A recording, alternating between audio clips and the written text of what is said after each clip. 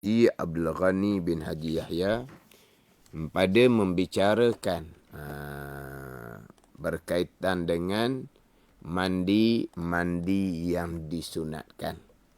Jadi dalam kitab Idaman Penuntut terdahulunya membicarakan sebab-sebab yang mewajibkan mandi. Ya. Kemudian didatangkan rukun mandi wajib. Selesai didatangkan perkara-perkara yang disunatkan ketika mandi wajib. Selesai bicara pula mandi yang disunatkan. Ya. Jadi telah lepas dah pembicaraan 4 mandi sunat. Mandi sunat kerana hendak pergi sembahyang Jumaat. Mandi sunat kerana menyambut hari raya. Kemudian yang ketiga mandi sunat kerana hendak sembahyang minta hujan. Ya. Kemudian yang keempat mandi sunat apabila berlaku gerhana. Ya. Sama ada gerhana matahari ataupun gerhana bulan. Jadi sekarang nak masuk pula mandi sunat yang kelima. Mandi sunat yang kelima. Kalaulah sidang pendengar mengguna pakai kitab Idaman Penuntut edisi Jawinya, muka surat 31 baris yang ke-9 daripada atas. 31 baris 9 daripada atas. Okey. Jadi untuk yang menggunakan kitab Idaman Penuntut versi bahasa Melayu ataupun versi Rumi, muka surat 14. Okey, muka surat 14 huruf I. Muka surat 14 huruf I, iaitu mandi orang kafir setelah masuk Islam. Ini sekiranya ia tiada sebelum tu. Sebelum tu gerhana matahari. Gitu je. Lepas tu mandi orang kafir setelah masuk Islam. Lepas tu di bawah lagi tu mandi apa? Mandi kerana nak berihram haji atau umrah. Mandi kerana lepas memandikan mayat tak ada? Yang last kali. Oh, last kali. Saya ni yang nak baca petang ni. Yang kelima ni. Okey, kalau kita ikut Jawi lah, ikut Jawi. Ikut Jawi. Okey, jadi kita jadi last kali pula mandi kerana lepas memandikan mayat. Kalau kita bahasa Melayu napa gayanya tertukar Ustaz Okey. Saya ni yang kelima ni, Jim ni. Okey. Kat Jawi. Kalau kita bahasa Melayu ada penukaran. Kalau I tu, kalau Ustaz yang kelima mandi kerana hendak memandikan mayat. Tapi yang kelima saya mandi orang kafir setelah masuk Islam. Itu yang keenam. Okey, jadi kita ambil yang G, yang paling last sekali. Yang paling last. Yang last sekali hari ni mandi kerana hendak memandikan mayat. Ada lagi yang mandi sunat yang tak disebutkan kat sini lah. Tapi kita ambil yang mandi kerana hendak memandikan mayat hari ni, insya-Allah. Dia tulis macam mana? Mandi kerana hendak memandikan mayat. Itu saja. Di sini mandi kerana lepas memandikan mayat. Yang ni hendak memandikan mayat, Ustaz. Jadi kalau hendak memandikan mayat, jadi seolah-olahnya disunatkan mandi sebelum mandi mayat. Dia bukan. Dia naknya mandi kerana lepas memandikan mayat. Beres, selesai memandikan mayat, yang memandikan tu sunat pula dia mandi. Gitu. Kalau hendak memandikan mayat, mana kena mandi dulu yang tukang mandi tu. Siap-siap mandi, barulah pergi memandikan mayat. Ada ni. Dia kalau hak Rumi gitu, hak Rumi tu kena tulis di tepi sikit lah. Mandi kerana selepas mandikan mayat. Mandi kerana lepas memandikan mayat. Okey. Jadi untuk pendengar kita atau penonton Rumi, kita. Rumi. Jawi okey lah. Yang guna pakai kitab bahasa Melayu. Okey, di mana huruf G, huruf G. Okey, tukar perkataan hendak kepada lepas. Betul Okey, mandi kerana lepas memandikan mayat. Saya pun tukar juga kitab saya. Alah. Lepas tu nombor pun tukar dah. Duduk di bawah tu. Bawah sekali. Okey, baik. Jadi mandi kerana lepas memandikan mayat ini, mandi sunat yang nombor 2 hak paling afdal. Mandi sunat yang paling afdal sekalinya adalah mandi sunat kerana hendak semayang Jumaat. Itu hak mandi sunat yang paling afdal sekali. Bukan ada pandangan ulama menghukumkan wajib. Ya. Jadi nombor 2 sahaja pergi kepada mandi sunat selepas daripada memandikan mayat. Yang mana ada juga pandangan daif dalam mazhab Syafi'i dan ada pandangan di kalangan ulama ahli zahir menyatakan bahawa orang yang memandikan mayat selepas dia selesai memandikan mayat wajib atasnya mandi. Tu ada pandangan daif. Termasuk dalam mazhab Syafi'i ada pandangan daif tu. Jadi mandi kerana lepas memandikan mayat ni dia nombor 2 kalau ikut susunan hak manakah mandi sunat yang paling afdal. Hak nombor 1 mandi sunat kerana hendak sembahyang Jumaat.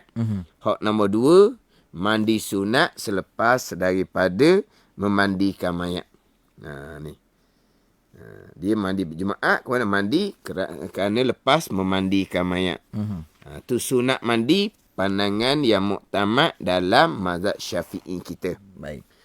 Dia asalnya disunatkan memandikan mayat ni untuk menghilangkan lemah di badan yang memandikan mayat kerana bersentuhan dengan jasad yang sudah tidak ada roh. Bersentuhan dengan jasad yang tidak ada roh. Jadi bawa kepada lemah badan yang menyentuh ketika memandikan mayat. Maka disunatkan orang yang selesai mandi mayat, maka disunatkan mandi sunat kerana memandikan mayat. Sunat mandi kerana memandikan mayat. Kemudian hak ni hak memandikan. Hak memang sentuh mayat. Ya. Hak memandikan ni tak kira lah. Sama ada yang memandikan mayat ni dia seorang je ke? Ataupun 2-3 orang anak-anak arwah ni pakak mu gosok sikit, aku gosok sikit contohnya. Maknanya tak banyak mana sentuh mayat. Tapi pakak mandi 2-3 orang anak arwah contohnya. Maka kesemua yang menyentuh mayat tadi tu, walaupun menyentuh hanya sebahagian daripada badan mayat sekalipun, hanya digosok bahagian tangan je. Dia selati jari tangan, disentuh bahagian kaki ketika memandikan mayat. Dia selati jari kaki, situ je. Dia belah bawah je. Tu belah atas je. 2, 3, 4 orang ni yang memandikan mayat. Dia kesemuanya disunatkan mandi selepas selesai memandikan mayat. Bukan kata hak dia mandi seorang, atas dia seorang je sentuh mayat. Dia sunat mandi. Hak sentuh sikit-sikit tak sunat mandi. Walaupun hanya sentuh bahagian tangan sahaja, sentuh satu juzuk daripada badan mayat sahaja, sunat mandi. Sebab disentuh. Adapun kalau hak tukang hak tukang siram air, pegang wayar getah ke, hak pegang cetong ke, hak tu tak sunat mandi. Dia tak sentuh, dia hanya pegang wayar getah. Dia hulur situ, dia hulur sini. Ataupun dia ambil cetong, dia siram. Tapi dia tidak menyentuh mayat. Ya. Dia tidak menyentuh mayat. Dia hanya pegang wayar getah, pegang cetong sahaja. Maka yang seumpama tu tidak disunatkan mandi. Kalau hanya menolong seumpama tu. Kalau menolong ni sama-sama gosok, tu dikira memandikan belakang tu. Kalau tadi menolong, tak gosok langsung, hanya pegang wayar getah, hanya pegang cetong. Tu yang tidak disunatkan mandi. Ada ni. Ni hak memandikan mayat ni, dia walaupun hanya sentuh satu bahagian daripada tubuh mayat sekalipun. Ya. Kemudian, ini sentuh mayat ketika memandikan mayat. Adapun disentuh mayat sahaja. Bukan pada masa memandikan mayat. Disentuh. dicium mayat ke selepas daripada dimandikan. Disentuhlah mayat pada masa-masa mana sekalipun. Hak tu disunatkan berwuduk. Selepas sentuh mayat, disunatkan berwuduk. Baik. Dia sentuh ni bukan mandi. Dia sentuh, dia pegang, dia jamur, dia cium contohnya. Jadi mana-mana yang sentuh mayat, maka disunatkan dia berwuduk. Hak sunat mandi ni, hak sentuh mayat ketika memandikan mayat. Hak sentuh mayat ketika memandikan mayat. Adapun kalaulah dia apa ni, dia apa panggil apa? Pikul. Pikul jenazah ke perkuburan. Pikul jenazah ke perkuburan. Hak ni disunatkan berwuduk. Hak Nabi kata, "Waman hamalahu falyatawadda." Dan sesiapa yang menanggung akan mayat, maka hendaklah ia berwuduk. Hendaklah ia berwuduk. Jadi, hak ni tidak sentuh. Dia hanya memikul jenazah ke perkuburan. Hak menyentuh bukan pada masa mandi pun, sunat berwuduk juga. Sentuh saja, bukan pada masa mandi. Sentuh pada masa mandi, hak contoh dalam FB ni kata, saya riba masa mandi arwah emak, mandi dia menyentuh mayat. Maka dia sunat juga mandi selepas daripada selesai memandikan mayat. Ya. Sentuh bukan pada masa memandikan mayat, sunat berwuduk. Orang yang pikul jenazah, panggil pikul tau, usung jenazah. Usung jenazah. Biasa kau ni galak. Pikul sama je kan, tapi usung biasa pikul ni macam pikul barang tau. Orang buat kerja tu, kerja memikul. Biasa kalau pikul tu seorang saat usung ramai-ramai. Gitu. Usung jenazah. Yeah. Orang yang usung jenazah, dia langsung tidak menyentuh jenazah. Dia usung sahaja. Hak ni Nabi kata, "Waman hamalaha falyatawadda." Dan siapa yang mengusung akan mayat, maka hendaklah ia berwuduk. Yang mana memandikan mayat ni maklum fardu kifayah. Benda ni kapan fardu kifayah? Memandikan fardu kifayah. Kemudian usung jenazah ke perkuburan fardu kifayah.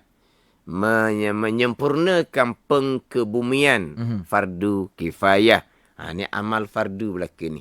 Amal wajib belaka ni, bukan amal sunat.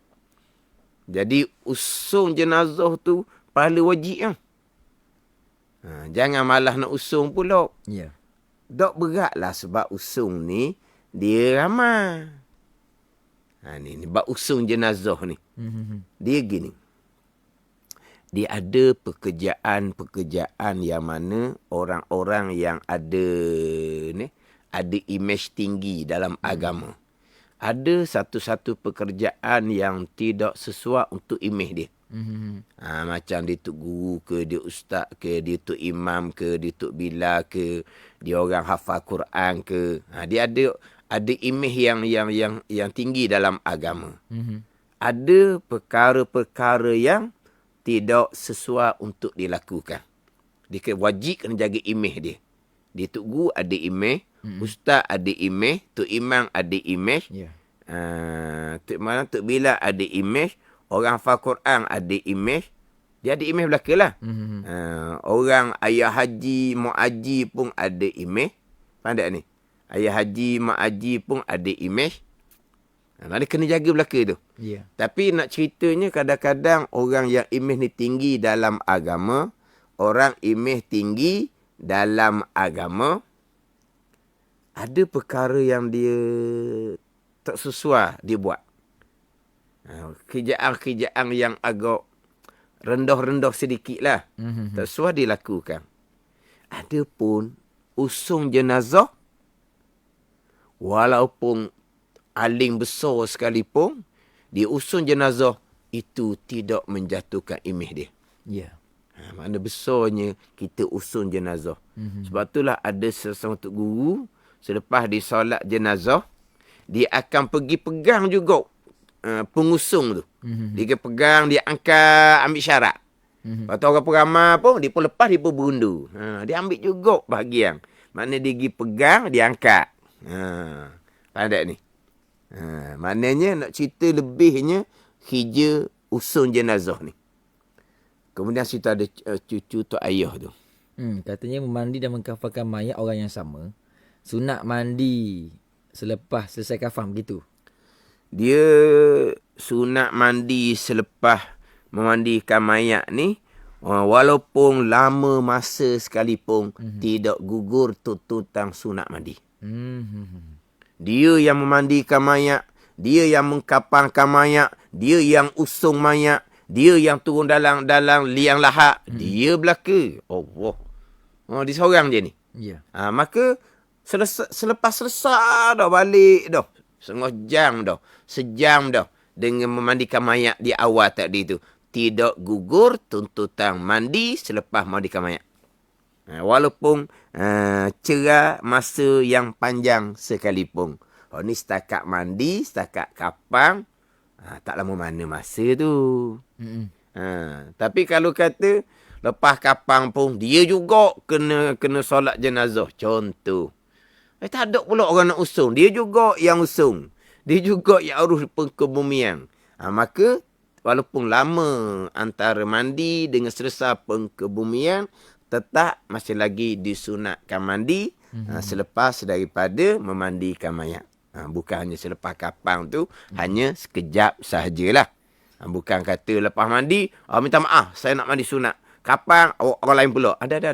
Tak apa. Maknanya dah lepas balik selesai urus jenazah belaka tu, balik rumah sendiri dah. Dah, bila-bila masa. Okay, baik.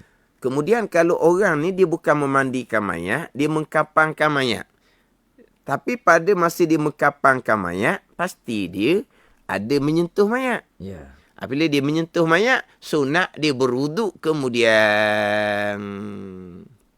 Sebab dia sentuh mayat pada masa dia mengkapang.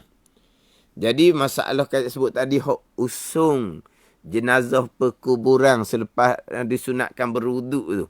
Itu satu perkara yang sangat besar. Satu perkara yang sangat besar. Cuma sekarang ni, yelah usung ni tak usung banyak mana. Dibubuh atas van dah. Dulu usung sungguh. Siapa ke perkuburan. Yeah. Bergili-gili. Bergili-gili. Berpeluh usung ni. Yeah. Bergili. Okey, kamu pula. Kemudian kamu pula. Sekarang ni dok ni. Usung daripada masjid turun kepada van. Van pula masuk rapat dengan liang lahat. Jadi daripada van usung sikit je. Letak kepada tepi kubur. Jadi tak banyak manalah usung tu. Tapi nak cerita usung jenazah ni fardu kifayah, besar pahala. Mengiringi jenazah itu sunat. Usung tu fardu kifayah. Kan kalau usung kan, kiri kanan ada orang. Hak usung tu boleh pahala wajib. Hak mengiringi tu boleh pahala sunat. Mengiringi boleh pahala sunat tu pun besar dah pahala. Tapi kalau berjalan jauh tu, yang mengiringi tu pandai-pandai lah. Menyelit pun. Nyelit tengok macam mana. Tukar tukar dia pun masuk. Ambil peluang. Mengiringi sunat, besar pahala. Jangan tidak mengiringi. Tapi hak usung ni fardu kifayah. Mana gila-gila lah, gila-gila. Itulah kata nak gila macam mana. Setakat atas masjid, turun ke dalam van. Daripada dalam van, berhenti parking pula van tu. Rapat dah dengan liang kuburnya. Van turun bawah tu, sikit sangat je. Macam daripada rumah jenazah kat sana tau. Parking rapat ke pintu masuk tu. Rapat. Dah pakai selipar tu masuk. Masuk dalam je. Lepas tu letak atas dia punya roda dia. Gerak. Lepas tu tolak masuk dalam. Sekarang ni. Mana kalau lah dekat-dekat, usung je lah. Ada tempat dia tak pakai van. Sebab dia terdekat sangat. Tepi tu je. Dia usung je. Lepas tu lebih baik. Tapi nak ceritanya, usung tu fardu kifayah. Mengiringi, hak tu sunat. Tapi besar pahala kita mengiringi jenazah perkebumian, dan besar pula pahala kita bersama-sama ketika masa pengkebumian. Yang menguruskan pengkebumian itu fardu kifayah. Sebab itulah pada tadi sebut usung fardu kifayah mengiringi sunat. Masa duk kubur pula yang skop tanah tu fardu kifayah. Yang duk keliling tengok tu sunat. Kena tengok tu sunat. Hak yang skop tu fardu kifayah. Maka kita pakai comel macam mana pun, pakai jangok macam mana pun, ambil lah skop sekali. Sekali pun dah pakai semak ni, mari jabat. Daripada pejabat, keluar sekejap untuk pergi ke sembahyang jenazah dan perkebumian, nak pakai skop tu berperlu satu hal pula. Mana sentuh juga. Sebab pengkebumian tu fardu kifayah. Yang duduk ni, yang duduk ni lah. Yang duduk keliling ni, sunat seumpama tu. Besar pahala. Ziarah kubur pun besar pahala. Sebab akan memperingatkan kita akan kematian. Ziarah kubur pun besar pahala kerana akan memperingatkan kematian. Hak ni ambil perintah supaya ziarah kubur ni. Ziarah kubur ni senyap. Tak nampak apa-apa. Adapun ketika pengkebumian, kita tengok mayat diturunkan ke dalam tanah, diletak ke atas tanah. Siapa kamu pun pada masa hidup, sama sahaja. Itu lagilah besar pahala yang akan menjadikan kita ingat akan kematian kita. Menjadikan kita akan ingat kematian kita. Ada ni. Ziarah kubur pun Nabi kata akan memperingatkan kematian. Ziarah kubur ni senyap, tak ada. Ada ni. Senyap je. Sudah Nabi kata memperingatkan akan kematian. Macam mana kalau kita berada di sekitar ketika mengkebumikan. Kita nampak jenazah tu diturunkan. Diletak atas tanah. Dibuka dia punya kain kapan supaya pipinya bersentuh dengan tanah. Siapa dia masa hidup? Tak kira siapa dia.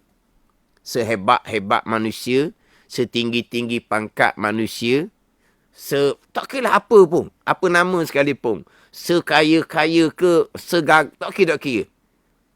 Ke macam mana kalau orang kaya, dia bukan buah atas tanah, dia buah atas seming, ataupun seming dia buah mozaik. Tak ada atas tanah lah ke. Orang kaya tak orang kaya? Tak. Buat liang kubur, bawah pasang seming, buah mozaik. Ada gitu? Tak ada. Sama saja. Ini akan mengisafkan kita. Akan lebih kita ingat akan kematian. Menyedarkan kita dunia hanya sementara sahaja. Semuanya akan kembali ke tanah. Ni ketika berada pada masa pengkebumian, yang buat kerja tu, tu fardu kifayah. Yang skop tanah lah apa tu. Tu hak fardu kifayah. Hak tengok tu akan mengisafkan. Besar pahala tu. Mengiringi hak tadi dalam perjalanan. Hak ni duduk di masa pengkebumian. Hak ni semua kena belajar molek lah. Dalam bab ni kena belajar molek. Dalam kitab kita nanti masuk bab jenazah, nanti dia ada bicara tak adab-adab ketika mengkebumikan jenazah. Dia ada bicara tak dalam kitab kita ni. Saya pun tak terfikir nak tengok sebelum ni. Dia ada cerita tak berkaitan dengan macam mana ketika mengkebumikan jenazah. Adab-adab dia macam mana. Yang mana ketika mengkebumikan jenazah ni, apa yang disunatkan kepada kita. Kita sunat berdoa. Kita sunat doakan keampunan. Kita berzikir. Kita membaca Al-Quran. Ketika tangan tu buat kerja. Tangan buat kerja. Tangan buat kerja. Mulut doa. Doa keampunan kepada jenazah. Mulut tak buat kerja tu tangan. Tangan buat kerja. Cuma kadang-kadang Ini perlu kepada pendidikan lah. Mana ustaz-ustaz ke, tutu imam ke, ibu bapa ke, cerita adab-adab. Perkara-perkara yang sepatut kita lakukan. Sebab sekarang ni sampai di perkuburan, yang tak buat kerja tu dia bersembang situ, bersembang sini. Ni duduk atas berendang tu, ni duduk atas berendang tu. Tapi kena ada berendang ni. Beranda? Berendang. Bukan keranda. Bukan, beranda ke? Beranda mana pula? Beranda. Beranda rumah. Bukan panggil berendang tu, takung tu. Takung, kalau sebut takung air batu pula kan. Ni kan dia ada seming tu, dia panggil berendang kan. Saya tak pasti tu. Dia panggil berendang lah, tak silap. Kan dia ada duduk elang di pagar-pagar kubur tu kan. Sini kata dia panggil kepuk. Kepuk tu bahasa kapung, kepuk. Nanti ada kepuk kan. Kepuk losong pula jadinya. Tapi tu orang panggil kepuk. Panggil kepuk. Kepuk. Tapi dia tulis situ berendang. Baik. Jadi kadang-kadang orang kita ni duduk di berendang, bersembang-sembang pula dah. Tu bukan masa yang tak sesuai begitu. Selepas tu gilah nak bersembang di mana-mana pun. Tu tulis nak berlindang. Berlindang. Nanti kita tengok. Berlindang.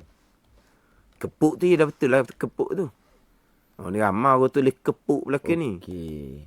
Kepuk belakang ni. Kalau ikut bahasa Melayu, dalam bahasa Melayu, berlindang. Berlindang. Bukan berindang. Berlin. L. Tapi yang ditunjuk kepada kita yang jenis keping-kepingang. Mana kita akan selit-selit. Maknanya bentuk petok dia tu. Masuk gini, dia akan selit. Tapi Yelah, ada macam-macam jenis. Kan? Ada macam-macam jenis. Saya takut yang biasa kita pakai petok terus tu. Sama juga. Dia sama je. Tapi berlindang tak? Berlindang. Ni sebut pagar kubur. Berlindang Tapi kubur. ada sebut tu. Macam Im sebut. Beranda. Im ada sebut tu. Haji Sri Ishak tu. Dia sebut beranda. Tapi kebanyakan dalam bahasa Melayu berlindang. Berlindang. Jadi kadang-kadang orang ni duduk atas berlindang kubur, duduk bersembang. Tu bukan dia lah. Ya. Kita tengok macam mana jenazah diturunkan ke dalam liang lahat. Tu. Afdal kepada kita. Kepada kita. Pada ni. Afdal kepada kita seumpama tu. Bukan masa kita nak bersembang, nak apa. Makna kita mulai daripada tu ada komen tu. Beranda tu bukan macam beranda rumah dia. Lah tu. Tak apalah. Jadi daripada kita ziarah kematian. Tu semua tu. Disunatkan kita ziarah kematian. Tu mula-mula sekali. Ziarah kematian akan mengingatkan kita lah yang mati tu kadang-kadang lebih panggil lebih muda daripada kita. Terkadang lebih sehat daripada kita hak mati yang. Mana mula-mula tu dengan ziarah kematian. Sampai kepada semua jenazah kita usung dan kita mengiringi jenazah. Sampai di perkuburan kita yang buat. Kita yang skupkan tanah, turunkan tanah. Ataupun kita duduk di sekeliling. Selain dari kita berdoa keampunan untuk arwah, kita berzikir, kita baca Quran. Kita sampai mata kita tengok akan jenazah tu diturunkan. Ini semua perkara-perkara yang besar pahala. Walaupun mengiringi jenazah sunat, usung jenazah fardu kifayah, walaupun mengelilingi tempat perkebumian tu sunat, orang yang uruskan perkebumian tu fardu kifayah, tapi mengiringi walaupun sunat, berada di kawasan perkuburan, melihat perkuburan tu disempurnakan walaupun sunat, tapi pahalanya besar. Lepas tu ada Cik Muhammad tu, ada setengah tempat bertahlil semasa pengkebumian. dia bertahlil pada masa pengkebumian ni sebenarnya untuk elok daripada orang bersembang. Dia pada masa pengkebumian yang lebih afdalnya kita berdoa. Istaghfiru li akhikum fa innahu la'an yus'al, kata Nabi. Doakan keampunan bagi saudara kamu kerana sekarang dia sedang disoal. Itu lebih afdal, doa. Berdoa tu kata lebih afdal. Tapi setengah tempat dia tengok orang ni duduk bersembang, maka dia pun suruh Tok Imam. Tok Imam, bertahlil lah Tok Imam, maka ada tempat bertahlil semasa pengkebumian. Bukan biasa tahlil ni lepas pengkebumian. Ya. Ni semasa ni. Dia kata Cik Muhammad ada setengah tempat bertahlil semasa. Bukan selepas. Itu untuk supaya tak jadi bersembang lah. Ya. Tak jadi bersembang. Kemudian ada soalan Wang Rahyu Wang Ismail tu berkaitan tu. Tapi masa kita pun tak sempat tu. Dia ada soal di situ. Apa kita cuba ambil soalan Wang ni? Rahyu Wang Ismail. Baca dulu. Tengoklah kalau tak sempat petang ni. InsyaAllah minggu hadapan kita sentuh sedikit lah. Soalan Wang Rahyu Wang Ismail tu. Adakah wanita juga dapat pahala sunat menziarahi kematian, yakni ziarah keluarga si mati pada hari tersebut? Ziarah kematian. Ziarah keluarga si mati pada tersebut. Maksudnya bukan ziarah perkuburan dah. Ziarah kematian sunat belaka. Ziarah kematian perempuan pun sunat. Ingat ke ziarah ziarah kubur, ziarah kematian. Itu sunat belaka. Lelaki pun sunat, perempuan pun sunat. Cuma orang perempuan ni kalaulah jenazah tu jenazah perempuan, orang perempuan tugasnya yang menjadi tuntutan fardu kifayah hanya setakat memandi dan mengkapankan jenazah perempuan. Itu saja tanggungjawab dia ni. Faham ni? Selepas daripada mengkapankan, sembahyang jenazah perempuan menjadi fardu kifayah atas orang lelaki. Tu Abu Ukasyah tu pula. Macam mana dengan orang perempuan yang mengiringi jenazah, Ustaz? Abu Ukasyah, macam mana pula orang perempuan mengiringi jenazah. Saya pun nak tengok masa tu. Sebab soalan mengiringi jenazah ni saya suka sangatlah nak respon. Kalau tak sempat minggu ni, kawan-kawan ibu kita perempuan ni, yalah, ibu kita, mak saudara kita, adik kakak kita, anak-anak saudara perempuan kita. Ni, hak perempuan ni. Nak kena cerita molek lah. Soalan Abu Ukasyah ni, macam mana pula orang perempuan mengiringi jenazah. Sebab sekarang ni nampak sudah jadi meluas perempuan mengiringi jenazah. Kalau pada masa dulu-dulu tidak ada perempuan yang mengiringi jenazah. Adapun situasi sekarang ni sudah jadi satu trend pula.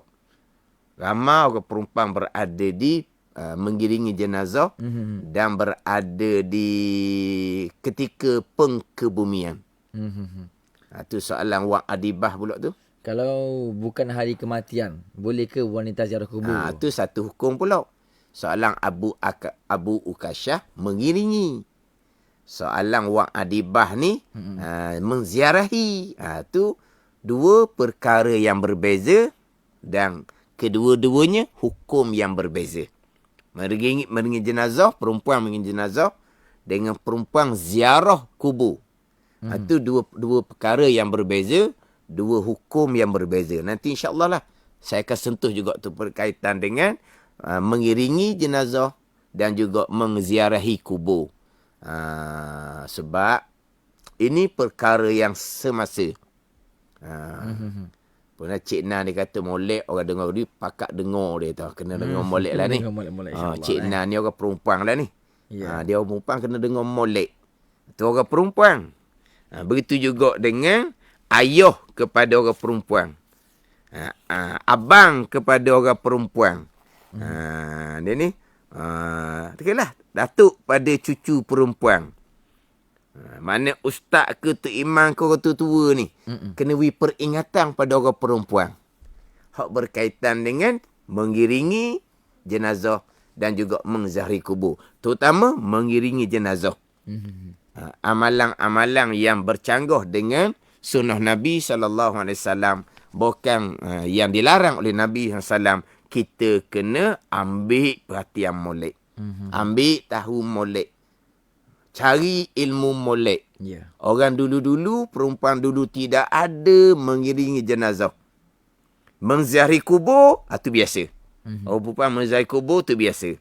Tetapi dahulu-dahulu, ingat baik, kawan-kawan ibu kitanya, kita ni takkan tak ingat pada masa-masa dahulu. Ketika pengkebumian mengiringi, orang perempuan hanya memandang pandangan terakhir di tepi pintu, tepi tikar. Ada pula yang komen tu, saya selalu mengiring jenazah ke kubur sekali ada kematian. Lelaki ke perempuan tu, tak apalah, biarlah. Tak apalah. Dia kata saya selalu mengiringi. Jadi, kita kena balik pada ilmu lah. Itu mungkin kita tak sempat lah hari ni. Jadi, perkara ni, perempuan satu dan mereka yang bertanggungjawab atas perempuan. Ayah-ayah, abang-abang, bapak-bapak saudara. Kalau kata, ayah lah. Ayah tak ada. Abang lah pula.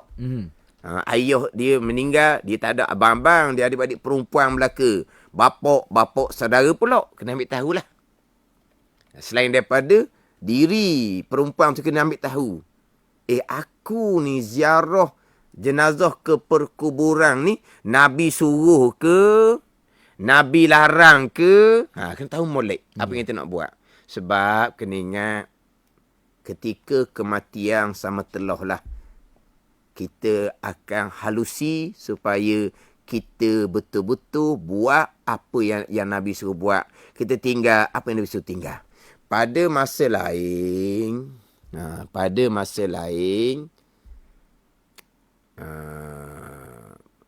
pandai ni, kita ni kadang-kadang banyak lara. Banyak lara. Tapi kalau pada masa kematian, kalau lara juga, jadi pelik lah, degil lah kita. Kan kita ni kan, masa tu happy, ada kematian, kita jadi sedar, tunduk sekejap. Gitu. Tapi kalau masa kematian, pada masa mengiring, pada masa usun jenazah, pada masa ada di kubur, kalau ada juga benda hak tak seeloknya kita lakukan tu, degil sangatlah kita. Pandai ni. Kemudian ada tu Ashabul Kahfi tu. Zai, lepas ni kita amalkan apa kita belajar. Dulu tak tahu, sekarang dah tahu. Tak beramal berdosa besar. Bukan begitu. Jangan cepat nak letak berdosa besar gitu. Sebab berdosa ni, kalau perkara tu diharamkan pada syarak. Kalau perkara tu tidak diharamkan pada syarak, kita tahu kita tidak beramal, maka taklah jadi berdosa besar kalau perkara tu tidak diharamkan. Dia gitu, kena cemat sikit lah. Bukan kata tahu dah kita tak beramal maka dosa besar. Kalau benda tu berdosa, jadi kita nak pastikan pula mengiringi jenazah perempuan ni haram ke? Tidak diharamkan. Pandangan muktamadnya dimakruhkan. Nanti saya akan ceritalah, InsyaAllah di minggu hadapan lah, hak berkaitan dengan perempuan mengiringi, dan satu laginya perempuan mengziarahi. Mengiringi lain, mengziarahi lain. Jadi kita pun di penghujung dah ni, macam Im sebut tadilah, maghribnya pukul 7 cukup. Jadi nak rapat pukul 7 macam biasa, lah. Saya malam ni pula ada kuliah pula di Masjid Krista pula. Baik. Cuma Alhamdulillah lah, Masjid Krista tu dekat dengan tempat saya duduk. Saya duduk seberang baru. Dekat sikit lah. Ni boleh lah. Tapi begitulah, terkejar-kejar sedikit. Jadi kita balik pada kita bicara adalah berkaitan dengan mandi sunat.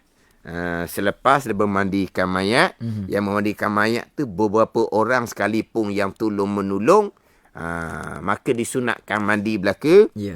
Kalau seseorang menyentuh mayat, menyentuh tu pada masa kapan ke apa ke, kalau yang menyentuh mayat bukan pada masa memandikan mayat, disunatkan berwuduk. Bagi orang yang usung jenazah, disunatkan berwuduk juga. Kemudian bagi orang yang memandikan mayat, disunatkan mandi walaupun pada masa mandi dengan mandi itu agak lama.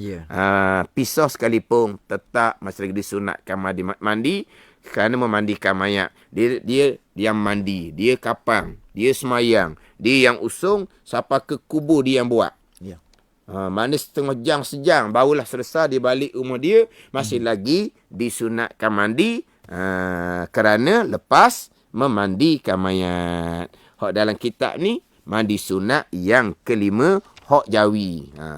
Kemudian insya-Allah minggu hadapan yang keenam, mandi orang kafir setelah masuk Islam. Yang ketujuh, mandi kerana hendak berihram haji atau umrah. Ni saya susung ni mengikut hak kitab idaman penuntut hak jawi. Wallahu a'lam. Okey, baik. Jadi untuk para pendengar kita, para penonton kita yang mungkin ada soalan, insya-Allah boleh sahaja komen walaupun kita dah habis ruangan perbicaraan secara langsung, tapi boleh komen je dekat live Facebook kita. Insya-Allah minggu depan kita akan ambil balik. Kita akan cuba jawab pada minggu depan satu persatu lah, sebelum kita nak terus ke ruangan yang ataupun subtajuk yang seterusnya, insya-Allah. Jadi terima kasih kepada semua yang menonton di live Facebook dan juga yang dengarkan kami menerusi frekuensi radio di rumah, dalam kereta ataupun sebagainya. Terima kasih banyak-banyak. Jadi untuk di penghujung, sama-sama kita aminkan bacaan doa. InsyaAllah saya persilakan Ustaz untuk memimpin doa kita pada hari ini, insyaAllah. Silakan Ustaz. Bismillahirrahmanirrahim. Alhamdulillahirabbil alamin. Wassalatu wassalamu ala sayyidil mursalin wa ala alihi wa sahbihi ajma'in.